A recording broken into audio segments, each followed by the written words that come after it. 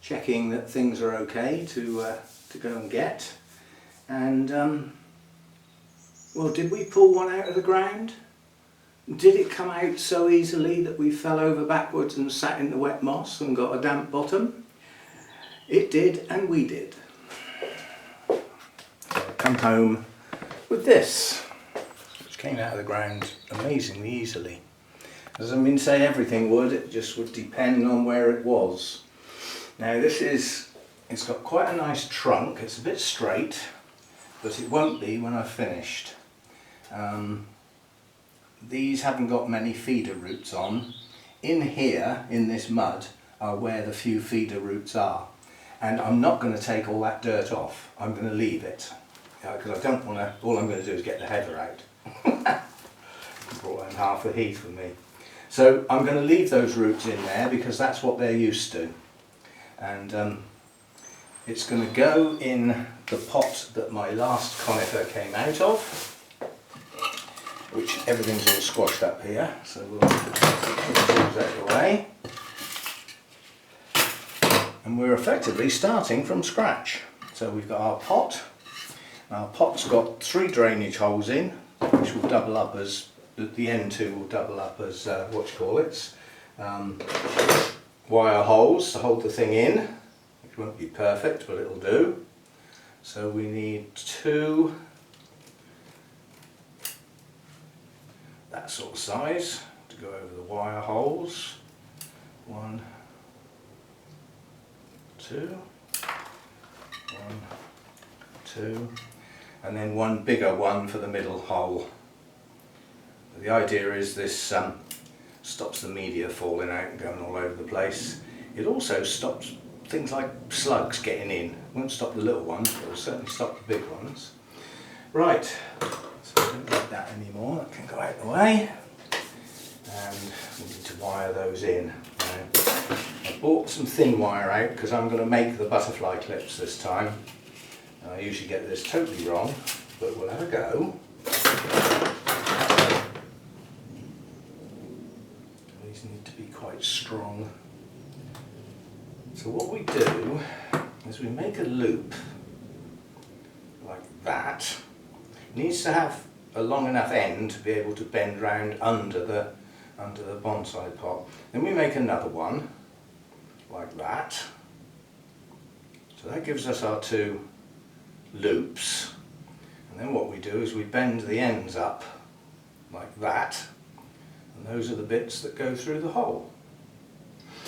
And then the idea is we put that through the mesh like that. Flatten the 2 loops down. Push the 2 ends through the hole. Turn it up the other way and bend those ends round. As I say, as long as they tuck under, that's good enough. What we need now is another one to go over there. So we'll have to wire a little bit longer this time because the tails were a bit short. So we'll go a bit longer. Again, make a loop. As I say, we'll have a longer tail this time. And then make another loop. You aim to get the loops big enough to hold the piece of gauze tightly. That's the idea. And the 2 tails long enough to actually go through the hole, the thickness of the pot, and still be able to bend up and hold the mesh in place. That's the whole idea of this. And I usually like to go sort of slightly diagonally so that the 2 loops go into the corners of the mesh like that. So they've got a bigger grip then. And again, tails through the hole and a bit short again. I haven't done this for a long time. So tails through there, hold it all nice and firm, bend the tails up. Right. Bored yet? Now we've got another one to do in the middle, and this is a very wide hole, so this is going to need a much bigger loop with longer tails as well, because it's got to do more work. And if the tails are a bit longer than you think they ought to be, well, it doesn't matter, they're underneath the pot, aren't they? You know. But the 2 loops on here need to be quite far apart because it's a large hole. So the two loops need to be quite distant from each other. They've got to cover quite a large piece of the gauze here, and then the tails can be a little bit farther apart this time because it's a much bigger hole. Like so. Through there. Loops into the corners.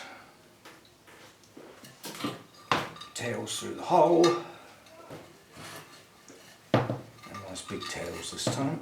Alright, so that's all that done. That will stop the media falling out. Now we need some wire to hold it all in place. We don't need that little wispy thin stuff for that. We need something a bit more chunky. Now this wire has got to go the length of the pot basically, because that's how far apart the holes are. So that amount of wire is going to be underneath the pot, sort of wasted really. And then we need enough to come up over the top and hold the plant in place. So I'm going to use quite a bit of wire this time. I'd like to think I could hold it in place with one wire, but it very rarely works. It usually takes two. Do I want to do two? Oh, I suppose so. I've got plenty of wire in the drawer, it's not like I'm short. So we'll do two.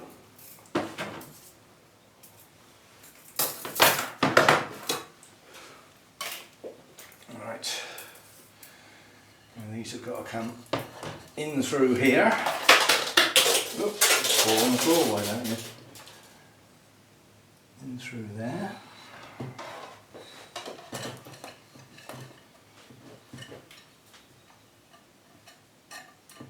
About right. You have to try and judge where is halfway relative to the holes you're poking them through. And then make sure the wire is flat along the bottom of the pot. That way you haven't got so much pulling tight to do in a minute when you're trying to get the plant to stay in there. Now that one's going to go that way, and that one's going to go that way. And you won't drop the pot on the floor. That's those two. And then the other piece will make the cross. So again, underneath, find a decent hole to go through. Make sure you've got plenty. And another one through this end. Flat along the bottom. So if this was a decent pot, it would probably have wire holes like 4, so that you could do it properly. But you normally pay an awful lot more for pots, you know, with proper wiring holes and drainage holes and everything right. So you pay more money. Right, that's our wire somewhere near it. Tools out of here. That's how we lose them. Right, now I need to mix up some media. Now the first thing I did was go outside and get some grit, which is here.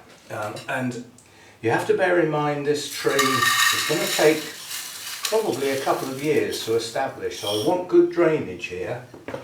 So we've got a nice layer of grit, and if the roots get down into there, they'll still do fine, because when it gets watered, the water will go down there, it'll be fine. So that's our layer of grit. Running out of room here, running out of places. Right, and then this is the media from the last repot that didn't all get used, and I said we'll keep that, I'm sure we'll find a use for it, and now we've found a use for it. So I'm trying to work relatively quickly because these roots are drying here, and believe it or not, tree roots can die quite quickly if they dry out.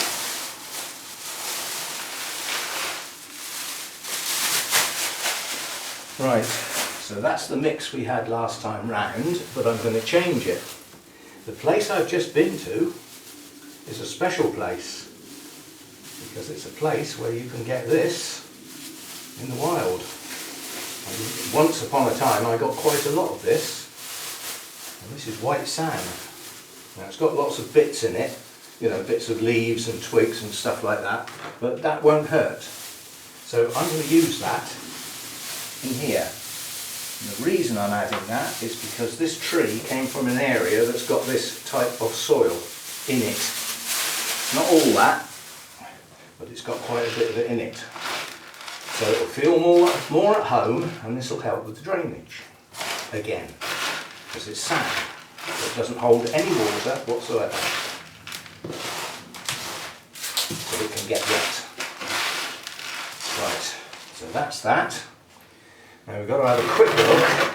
Is there a front to this pot? I don't think there is. They're both the same, aren't they? No, we've got a broken foot. So now we've got the back. So that's our front of the pot. And this is going to end up being slightly offset to get the roots in. Some roots I'm going to cut to get it in the pot.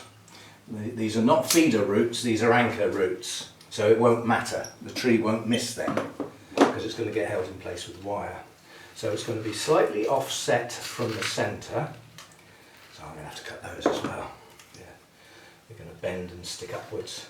Now I don't know enough about tree roots to know that if you cut these sort of roots like this that have got hardly any feeder roots attached to them, do they shoot out? Do they produce feeder roots? Right, it's going to be off the centre of the pot.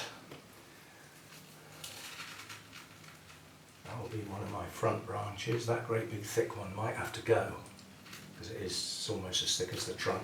That'd be half the tree gone. That's probably what I'm going to do. So that's roughly where I'm going to put it. Don't forget we're only training this tree. It's not a bonsai. It's just will be one day, we hope. So making a mound here for it to sit on. At the base of the trunk, which is quite nice actually. Quite nice. Put that near there. And all that mud is staying in there. Now I'm going to put the media in around it. I'm putting the media in before I wire it in place so that the wire can pull it down onto the media. And those roots that are sticking up are probably going to get trimmed in a minute because they'll be sticking out the top of the media. So we don't want that.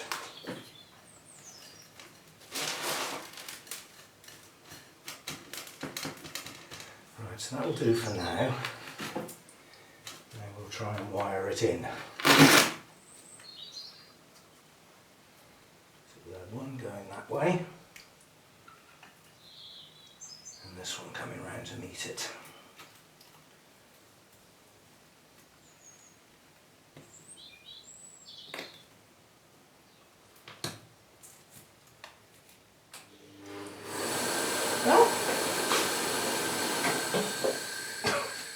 Hurricane Hector straight up my trouser leg. I'm actually straddling Hurricane Hector here, I forgot. And it's because that door's open. It's letting all my humidity out. Right, so again we'll pull these wires over the other side of the plant, give them a twist, and then we will get my shiny new pliers that will do the job much better than the fiddly little things we had last time we were doing this.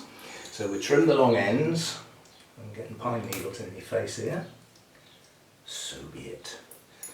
And then we got some decent pliers to grab hold of the end of that and pull and twist, and they'll do the job much better than those silly little electric ones we were playing with last time. This will allow me to pull better.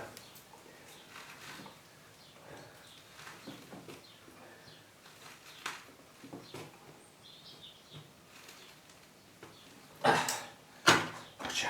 Cut the end off.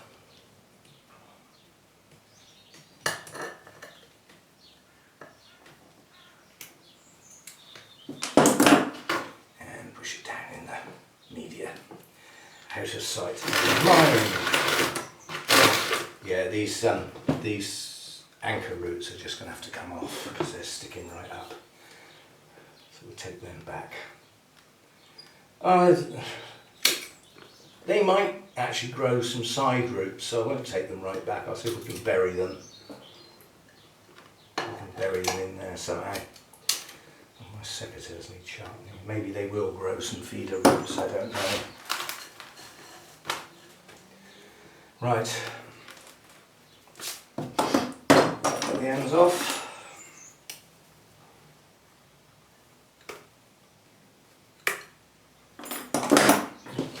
And then pull and twist. So I need to.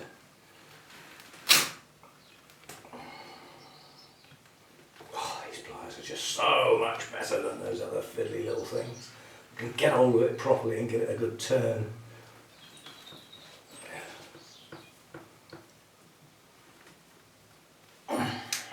There we go. Cut the end off. You don't have to cut that end off, but it seems silly burying a huge big amount like that in the media, doesn't it? Anyway, right. So that's that. Now, let's get this all topped up. And we'll do some jiggery pokery.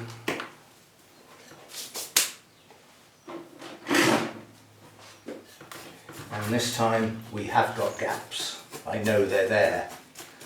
So we need to make sure this really does go down all the sides. Get it in underneath that, that sort of flap of dirt that came with roots in. I've left the soil on that, the idea being that those roots don't get disturbed. So the plant's got something that is undisturbed to hopefully carry on hydrating it and feeding it for a while. Next time this gets repotted, probably in 2 years maybe, we can sort out the media, scrape a lot of the media and what's left of that mud. I mean, you have to bear in mind that soil that was left on there is incredibly acidic, but as I water this and as it gets rained on, that acidity will get slowly but surely washed out, and the plant will adapt its roots to a more slightly acidic but more neutral environment, closer to neutral than it certainly was anyway. Right. I don't want to put too much on because I'm going to have to drown this in a minute. I'm not going to top dress it. As I said, it's in training. Now what we've got to do is get my tray out of the way. I'm going to go and get my turntable now so that I can twist this round, get the tray out of the way so that I've got some room, and I'm going to get something else that is absolutely vital because I've been out in the sun and I've been working and walking and I need a beer. I'll be back.